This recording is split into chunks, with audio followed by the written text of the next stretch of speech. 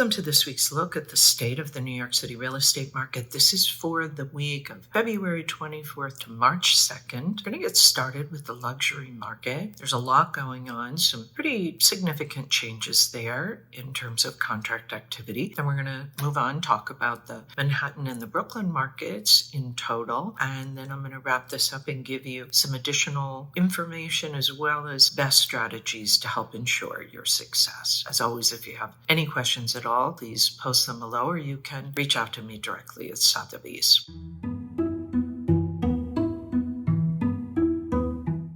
There were 32 contracts signed in the luxury market for last week. That is 15 more than the previous week. And the number one contract was a townhouse at 127 East 73rd Street, asking $28 million, reduced from $36 million when it was listed back in April. This is a 22-foot wide 6-story brick and limestone townhouse. It was built by architect Stanford White in 1904. It's approximately 10,000 square feet, 6 bedrooms, 5 bathrooms, 2 powder rooms. 5th floor features a basketball court, media room, and office. And the annual real estate taxes total almost $224,000. The number 2 contract was Penthouse N at 212 West 72nd Street. It was asking a little over $19 million. It was sold by the sponsor, who started marketing this building at the end of 2020. The penthouse has almost 4,700 square feet. It includes 5 bedrooms, 5.5 bathrooms, and a library. The apartment has a double-height foyer and a balcony of the primary bedroom. An upstairs roof terrace is almost 1,200 square foot roof terrace, has an outdoor kitchen and hot tub. The common charges and taxes for this apartment total almost $19,000 per month. The amenities in this building include resident manager, doorman, fitness center, children's playroom, residence roof terrace, bike, and regular storage. The total weekly asking sales price volume, $232,601,200. Average asking price, $7,268,788. Median asking price, $6,110,000. Average discount from original ask to last asking price, 9%, and average days on the market, 636. As I said, saw a bit of a boost in the luxury market sales. I'm going to give you some additional information about the luxury market as well as the rest of the market. And now we're going to move on and take a look at what's going on in Manhattan.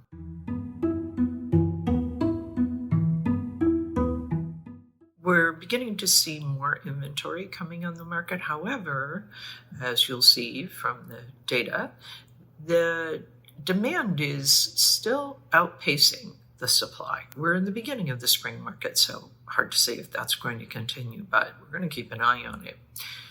That being said, for last week, the supply, 388, that's up 3.5%. Contract signed, 222, that's up 14.4%. Off-market properties also rose 119, that's up 29.30%. The supply for the month in Manhattan, 1,515, that's up almost 28%. Contracts signed, 909, that's up a little over 40%. Off-market rose, not as much as it did for the week, but was still up for the month at a little over 10%, 486. As I mentioned, we are beginning to see a little more demand than supply, so that is starting to change things a little, but for the most part, you can see from the market pulse, we remain in this neutral, balanced market. The liquidity pace for the last 30 days, 909 properties went into contract.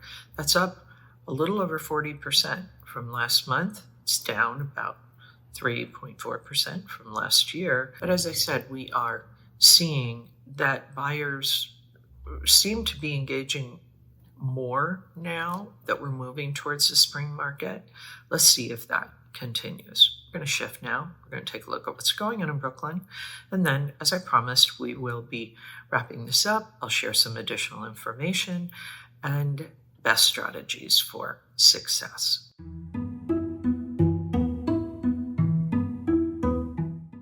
Supply in Brooklyn is lagging. 209 properties came on the market, which was great for the week. However, we're seeing that the Brooklyn inventory is rather anemic at the moment. Let's take a look at the weekly, monthly data, and we'll go from there. Supply, as I said, 209 properties came on the market last week. That's up a little over 19%. Contracts signed up almost 8%, 126. Off-market rose almost 69% at 81. The supply for the month, 785. That's up almost 13%. Contracts signed up almost 38% at 549. The off-market, 276, that's up 7%. So you can see from this monthly look that the contract signed is definitely exceeding the supply that is coming on the market in Brooklyn. And if we look at this market pulse in Brooklyn, we're not really seeing a lot of change here. It's kind of a wash from last month to last year, and we remain in this relatively neutral, balanced market. 549 properties went into contract over the last 30 days. That is up almost 34% from last month. It's also up 4.6% from last year. Okay, that's it for Brooklyn. Now, I'm going to wrap this all up, give you best strategies so that if you're a buyer or a seller in the New York City real estate market, you will have the most successful outcome possible. As I said, 32 contracts signed in the luxury market, up 15 from last week. 2 of those were in the trophy category property, priced at $10 million or above. As always, we are seeing that condos are far outpacing co-ops and townhouses. So 19 condos, 9 co-ops, and 4 townhouses.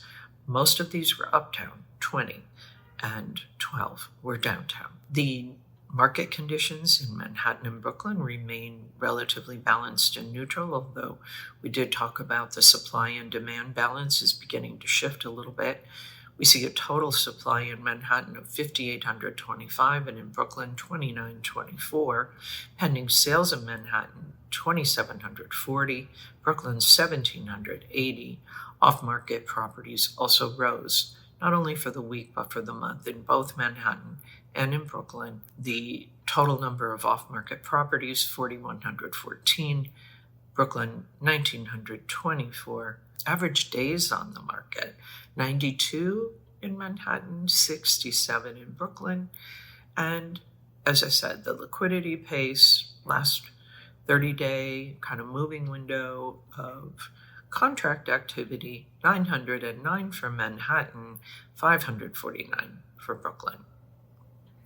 So if the supply is anemic, let's say that, for Brooklyn, and certainly better in Manhattan. However, the buyers are quickly absorbing this inventory. This could present some challenges. So if you're a buyer, be aware that demand is up. You may find that you have more competition, perhaps a little less leverage than you've been having. The prices do remain relatively steady, at least according to our data. So if it's been on the market for a while, you know what to do. You can have a little more negotiability there. If it's a brand new property, you likely won't, unless they are really overpriced. Sellers do be guided by market conditions. There's only one way to price in a neutral market, and that is to price in alignment with the market. Keep in mind the asking price is not the selling price. You may find that you will be getting offers depending on desirability and how many buyers are interested in your property. You may well see offers over the asking price. You may also see offers slightly under. Be sure to be best in class.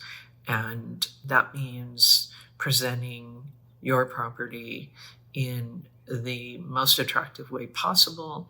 You want to get those buyers in there in the first couple of weeks and get your deal done as soon as you can. That's how you make the most money. Okay, I have just a couple other things I want to share with you. why don't we talk about mortgage rates for a second? I'm sharing this mortgage rate chart with you for the week. You can see we're kind of just hanging in there, maybe down a little bit. This is changing kind of every day. So if you are an active buyer, you will likely want to keep track of what's going on with the mortgage rates. Be sure you're having conversations with your lender because they'll be able to keep you informed. One of the things that we know impacts properties, especially since the pandemic, is condition. Back in 2020, the premium for properties needed renovation back in, right after the pandemic was as high as 30%. It fell off significantly over then subsequent months and years. However, back in the fall, even though it was down to about 17% as a premium discount, the more recent sales are showing we're rising a little bit, and the discount may be, somewhere around 19%. All this to say, if you are a seller and your property needs work, you may well see that buyers are trying to get a bit of a discount because they know they're going to have to pay more for renovations, and it is something that is very much on the mind of buyers in this market. So I wanted to share that chart with you so that you could be aware of what to expect. And buyers, it also probably helps you as well because it gives you an idea of how much of a discount on the average you are looking at for doing a renovation, for buying a property that needs a renovation. The last chart I want to share with you is about Brooklyn. It is a market pulse based on property type. And what we're seeing is that the condo market in Brooklyn is actually underperforming the co-op and townhouse market, which is interesting. In Manhattan, it's just the opposite. So if you are a condo seller or a condo buyer, be aware of this. There may be more demand for co-ops in Brooklyn and for townhouses. So if you're looking to buy or sell any of these property types, be guided accordingly. That's it for this week's look at the state of the New York City real estate market. As always, my thanks to Urban Digs and to the Olshan Luxury Report. The work they do helps me to help you to make great decisions. I'll be back next week with the very latest news on what is happening in the New York City real estate market. In the meantime, take care.